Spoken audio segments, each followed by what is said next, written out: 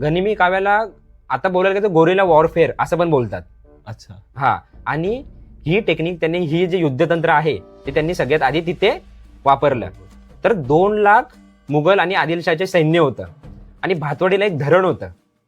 ते धरण 10,000 सैन्यानिशी शहाजीराजे फोडतात आणि युद्ध जिंकतात. हा पहिला गनिमी कावा त्यांनी वापर केला पहिल्यांदा.